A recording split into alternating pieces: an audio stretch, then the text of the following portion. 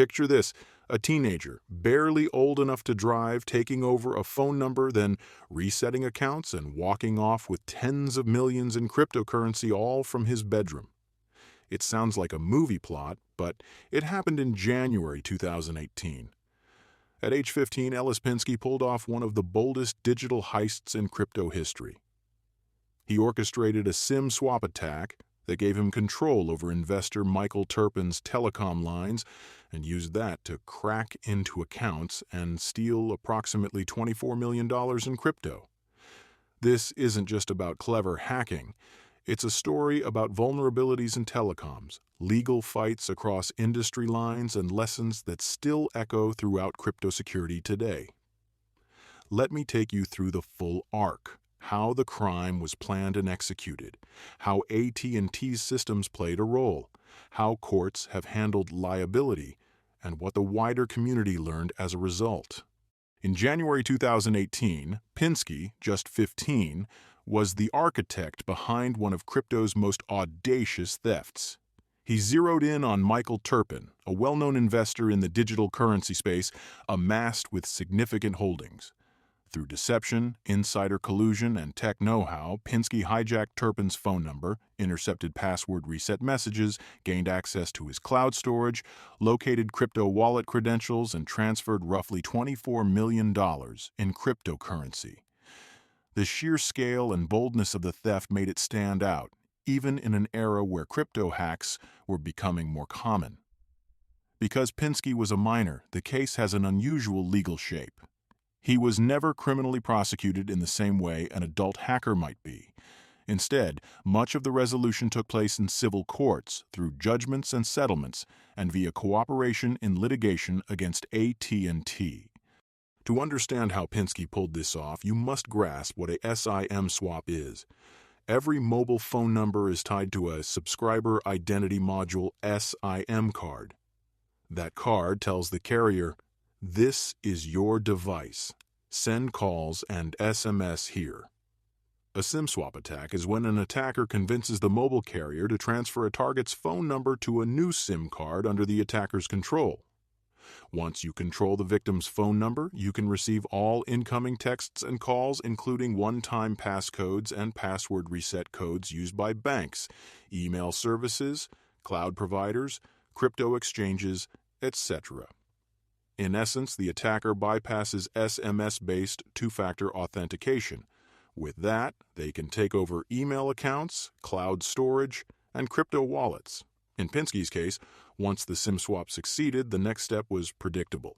He requested password resets to Turpin's accounts, received them on his own device, and used them to dive deeper. The trick is, SIM swapping is simple in concept, but most offenses assume it's hard. The Pinsky attack showed how weak parts of the chain could be exploited. A SIM swap only works if someone inside or upstream cooperates or weak internal checks allow it.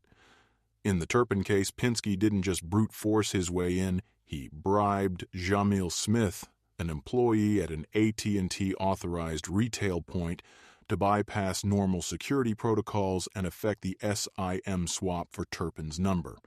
Reports and filings indicate that Smith was induced into facilitating the transfer. Because of that insider role, Turpin later filed suit against AT&T Mobility, arguing that the carrier was negligent in its security and had breached statutory duties. He claimed AT&T failed to properly authenticate account changes, allowed insider collusion, and did not safeguard what's known as customer proprietary network information. The case went through multiple rounds: dismissal motions, summary judgments, appeals. Ultimately, the Ninth Circuit Court of Appeals ruled in 2024 that most of Turpin's claims against AT&T, fraud, negligence, contract, were properly dismissed, but revived his claim under Section 222 of the Federal Communications Act. That law deals with protection of CP&I. The court held that Turpin had raised enough factual questions about whether, through the SIM swap, AT&T permitted access to protected information. The case was sent back for further proceedings on that claim. In a decision on remand, the district court in mid-2025 partly denied AT&T's renewed summary judgment on that claim, meaning some aspects of the case against AT&T will now be resolved at trial. In other words, AT&T did not get fully off the hook. The courts say Turpin can press one claim, that AT&T permitted unauthorized access to CPNI by failing to enforce adequate authentication before allowing the SIM swap. Here's how the actual theft unfolded step by step. After arranging the bribery of the AT&T retail employee, Pinsky had Turpin's phone number ported to a SIM controlled by him or his associates. That meant all texts and calls destined for Turpin now arrived in Pinsky's hands. With control over the number, Pinsky began requesting password resets for various online accounts, Microsoft email, cloud storage, etc. The reset codes were sent via SMS to the number, now in his hands. One of the accounts Pinsky accessed was Turpin's Microsoft OneDrive. In one of its folders, even the trash, he discovered a document containing credentials, wallet keys, private addresses, necessary to access Turpin's crypto holdings. Using those credentials, Pinsky and his co-conspirators transferred cryptocurrency from Turpin's accounts into wallets under their control. The theft was effective and swift. A crucial point: the theft did not depend on a single breakthrough. It depended on chaining weaknesses, telecom, carrier authentication, cloud storage practices, and credential management. Each link was vulnerable. Turpin's legal filings and public commentary emphasized that he had stored wallet credentials in OneDrive, or a backup thereof, which made the attack possible once the attacker gained account access. What makes this story especially gripping is the age and background of the primary actor. Ellis Pinsky was a high school student from Irvington, New York, in Westchester County. Online, he went by the handle @Erupts. He was active on hacker forums, crypto fraud circles, and social media. Because of the audacity and sheer scale of what he pulled off at such a young age, media and legal observers dubbed him the baby Al Capone of crypto hacking. Because he was a minor when the theft occurred, conventional criminal prosecution was less certain. The way the case played out leaned heavily on civil claims, settlements, and cooperation. Later, as he aged, courts entered judgments against him. In 2022, Pinsky agreed to pay $22 million in a civil settlement to Turpin. Reports suggest he returned about $2 million earlier in crypto and cooperated with Turpin's lawsuit against AT&T. While we don't see a fully public criminal conviction in many sources, given his minor status at the time, Pinsky's cooperation and civil liability have been central to resolving part of the story. The aftermath of the hack saw multiple legal battles, some targeted at Pinsky, some at his associates, and some directed at AT&T. In May 2020, after Pinsky had reached adulthood, Turpin sued him for $71.4 million, which included the original lost amount, plus punishment under racketeering and related statutes, i.e. triple damages. Eventually, Pinsky agreed to a settlement judgment of $22 million to Turpin. Pinsky also cooperated with Turpin's suits against AT&T, testifying or providing information as part of the civil process. Turpin sued AT&T, arguing negligence, breach of contract, fraud, and violation of Section 222 of the Federal Telecommunications Act. The district court dismissed or granted summary judgment against many of his claims, citing issues like the economic loss doctrine and contract limitation clauses. On appeal, the Ninth Circuit affirmed much of that but reversed the dismissal of the FCA Section 222 claim. They held that Turpin had shown enough evidence to create a triable issue as to whether AT&T permitted access to protected customer information via the SIM swap. On remand, the district court largely denied AT&T's renewed summary judgment on that claim, meaning a trial on those issues is now in view. Pinsky did not act alone. His associate, Nicholas Truglia, was deeply involved in numerous SIM swapping schemes. In 2019, a California court awarded Turpin a default judgment of $75.8 million against Truglia for his role in the scheme. Truglia was also criminally prosecuted and sentenced in related cases involving SIM swap fraud. Enforcement of that judgment has been uneven, recovering large sums of money from a defendant who may have moved or hidden assets is always a challenge. Together, these legal actions reflect a multi-front fight. Recover funds, enforce accountability, and push carriers' responsibility to the legal edge. Let's look closely at the civil outcomes. Against Truglia, Turpin got a judgment in 2019 for $75.8 million. Because it was a default judgment Truglia did not contest, it carries weight, but collecting remains the harder part. Against Pinsky, the agreement in 2022 delivered a $22 million judgment in favor of Turpin. As part of that, Pinsky reportedly returned $2 million in cryptocurrency earlier. These judgments carry not only reimbursement for the stolen crypto, but also punitive or amplified damages in some instances under racketeering or civil statutes. Still, judgments are only as good as their enforceability.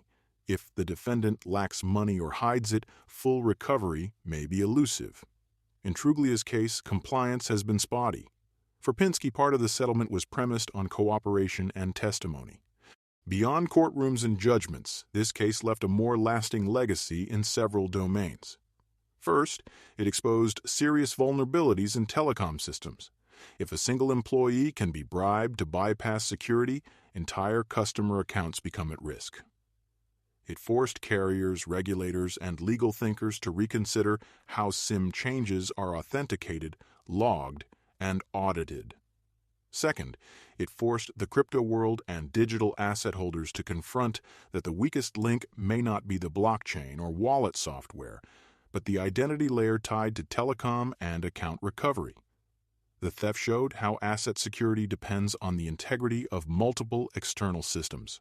Third, it established precedent, or at least teased legal boundaries regarding carrier liability. The revived Section 222 claim may become a landmark. Can a telecom be held liable when its systems permit access to downstream financial systems? Fourth, it amplified public and industry awareness of SIM swap fraud. In the years since, many crypto holders, exchanges, and wallet providers have reimagined security practices. Even today, the litigation continues, especially in the AT&T case, where courts must decide causation, damages, and the contours of carrier duty.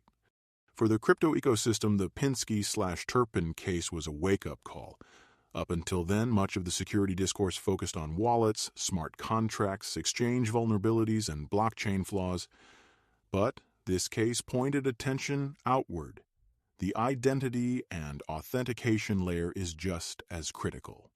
After the theft, many users and service providers took these reactions. Shift away from SMS-based two-factor authentication, hardware security keys, authenticator apps, or more robust two-factor authentication strategies became preferred. Aggressive use of cold storage/hardware wallets, keeping private keys offline to minimize exposure in the event of system compromise. Better credential hygiene, avoiding storing wallet keys or key files in cloud systems or having backup systems tied to vulnerable telecom-linked recovery. Exchange and wallet provider changes, stricter password recovery, identity verification, and multi-step checks before allowing withdrawals. Insurance and custody services. More interest in insured or institutional-grade custody services that absorb some of this risk. Legal and regulation awareness. More projects and participants pushed for clearer legal protections, accountability, and industry standards. What had seemed like a niche threat became tangible. The theft showed that crypto users must think beyond their blockchain code. They must defend every digital doorway, including telecom, email, recovery systems, and cloud backups. Although many parts of the case have been decided, key elements remain in flux. The AT&T litigation is the core, ongoing drama. After the Ninth Circuit revived Turpin's Section 222 claim, the District Court on Remand, July 2025, denied summary judgment for AT&T on some aspects of that claim. Thus, portions of the case will go to trial. A jury trial is expected, or at least scheduled, in early 2026 to resolve causation, damages, and whether AT&T's authentication and security procedures were inadequate. Enforcement of the judgments against Pinsky and Truglia continues. Full recovery is uncertain, especially if defendants moved assets or lack liquid holdings. Regulatory attention is intensifying.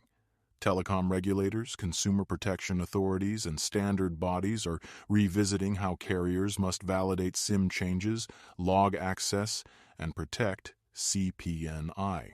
This case will likely be cited as precedent in future disputes over carrier liability and SIM swap-based fraud across industries beyond crypto. So while the worst of the theft is behind us, the fight over legal accountability, standard setting, and precedent is still ongoing. Thank you for watching, listening to this story.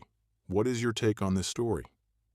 Let's keep this conversation going in the comments below. If you found this breakdown useful, please hit like, subscribe, and click the notification bell so you won't miss future stories.